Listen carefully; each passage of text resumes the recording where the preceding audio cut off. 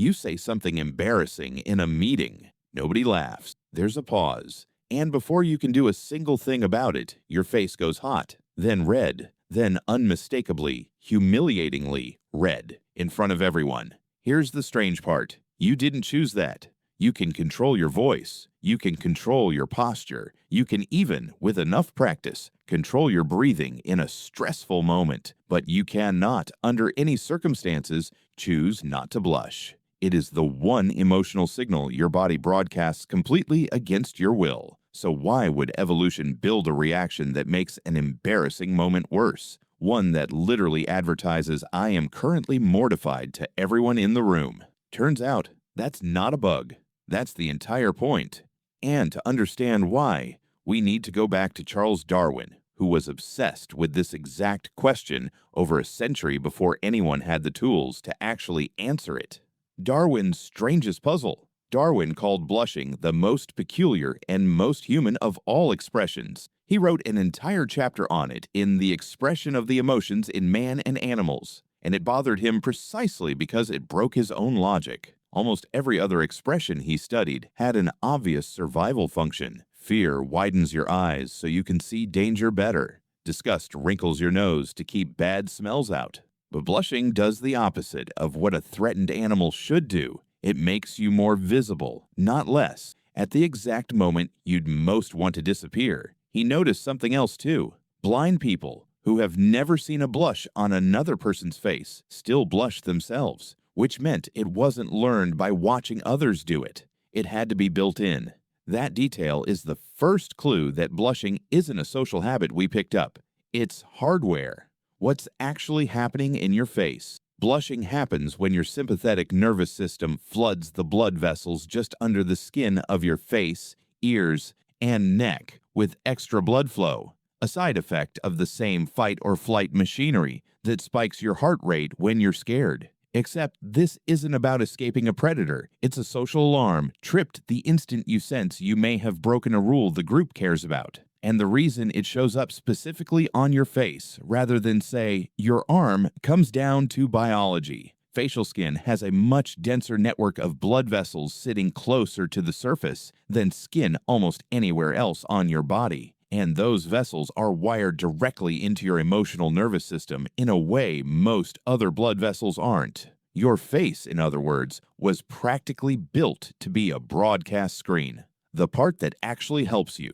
Here's what researchers like Dasher Keltner have found again and again. A blush doesn't just signal distress. It signals something much more useful to the people around you: sincerity. In a series of studies, participants watched videos of people who had just done something clumsy or embarrassing, knocking over a display in a store, mixing up someone's name, tripping in public. Half the actors blushed after the mistake. Half stayed composed. Across the board, the blushers were rated as more trustworthy, more likable, and more quickly forgiven than the composed ones, even though both groups made the identical mistake. The redness worked like an involuntary apology, broadcast before a single word was said. Think about how useful that actually is. Words can be scripted. An apology can be rehearsed, insincere, said just to end an awkward moment. But nobody can rehearse a blush, which is exactly why it works as proof. Why it had to be involuntary. This is the detail that makes the whole thing click.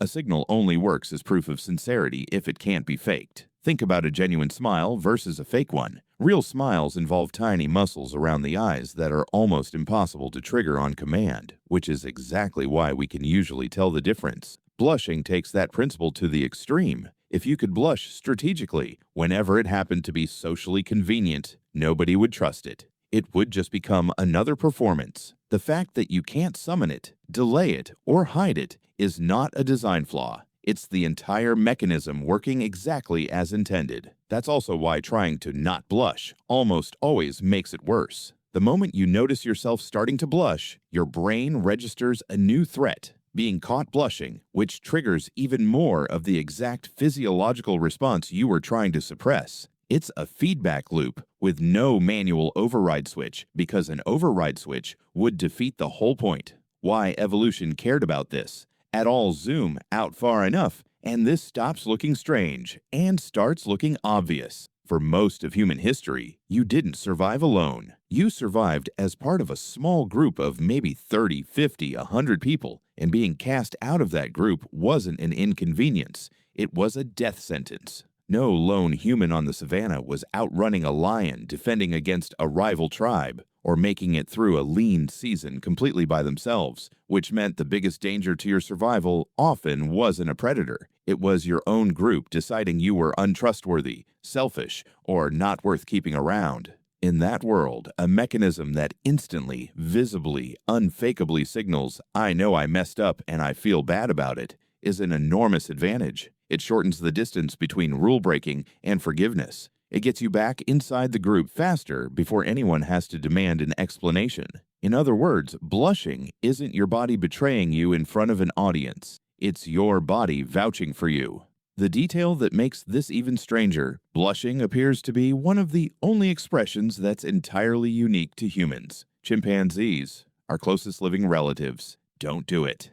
Dogs don't do it. As far as researchers can tell, no other species on Earth turns red from social embarrassment. That absence is a clue in itself. Flinching from a loud noise, freezing when startled, widening your eyes at a threat, those are ancient reflexes we share with a huge range of animals, going back tens of millions of years. Blushing shows up nowhere else in the animal kingdom, which strongly suggests it isn't some leftover survival reflex at all. It's something newer, something that only emerges once you get a species intelligent enough and social enough to build its entire survival strategy around what the rest of the group thinks of it. Some researchers even argue blushing is a kind of fossil evidence for how central reputation became to human survival, written not into bones or stone tools, but into the wiring of the face itself. So what do you do with this? Nothing, really, and that's kind of the point. The next time your face goes hot after tripping over your own words in a meeting, or saying the wrong name, or getting caught in a small lie, that heat rising up your neck isn't a malfunction, and it isn't weakness. It's a several 100,000-year-old system still faithfully doing the one job it was built for, telling the people around you, faster than words ever could, that you're still one of them.